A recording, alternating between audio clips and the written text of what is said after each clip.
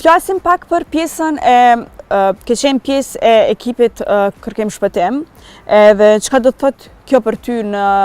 aspektin njerëzor? A mundesh më na tregu pak për aksidentet në mal, të cilat I përmende pak më herët? Po më për fat mirë kam qenë pjesë e skuadrës së kërkim shpëtimit malor të Kosovës, kam qenë për afër 5 vite,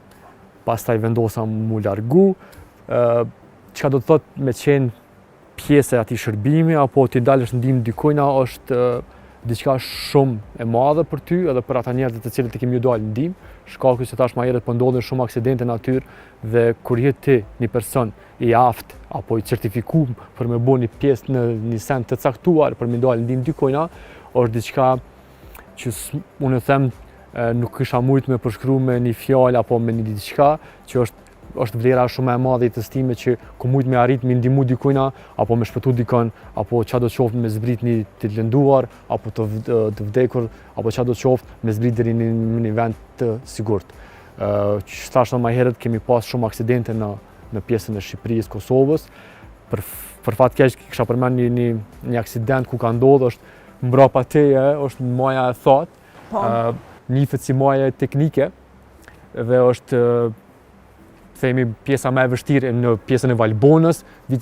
Para 2 vite ka ndodhur një aksident me fatalitet, kanë qenë disa të afërt të shok ton, të cilët kanë marrë pjesë në këtë ngjitje dhe ka ana mbrapa është ngjitja bëhet këtë pjesën këtu, hyj shohim këtë pjesën këtu, madje vazhdon maje, pastaj zbritja bëhet në anën e mbrapa. Duke zbrit ka ndodhur një aksident ku një djalë prej grupit ato ka rrshit edhe për fat keq ka pas me fatalitet ajo rrshitje. Na është thirrë ndihmë prej anës tonë dhe kemi arrit me një kohë të limituar shumë shpejt, sa më shpejt më me arrit, shkaku se I kemi ditë që 3 persona të tjerë janë të ngujuar me një vend të caktuar, ku kanë qenë ata të ekspozuar edhe të rrezikuar edhe për jetën e tyre. Kemi arrit në Valbonë, kemi mbledh stafin, kemi mbledh pajisjet, kemi marrë të gjitha komandat dhe kemi vazhduar në lart për me bëu evakuimin e këtyre të mbijetuarve apo të cilët kanë qenë të ngujuar në atë pjesë. Po cili është misioni më I rëndë për ju emocionalisht?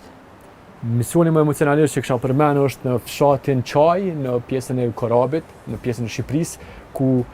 para 2 vite ka ndodhur një aksident 2 të rinj Gjerman, kanë tentuar me ngjit në majën e Korabit, është maja më e lartë në Shqipëri, kanë tentuar me ngjit me ski touring, me ecë me skia, me vazhduar në pjesën e lartë dhe gjatë ngjitjes në fshatin Çaj ka ndodhur një ortek. Kanë iniciuar një ortek gjatë ngjitjes, kanë nxonë orteku dhe kanë vazhduar deri në një vend të caktuar kanë rënë. Në atë moment vajza në të cilën kanë nxonë orteku ka telefonuar nanën e vet në Gjermani dhe ka thonë nanë unë jemi këtë pjesë, na ka nxonë orteku dhe gjasat për shpëtim janë shumë të vogla. Edhe ka thonë që në telefon nuk kam bateri dhe po pres, shpresoj që ka marrë me na shpëtu dikush.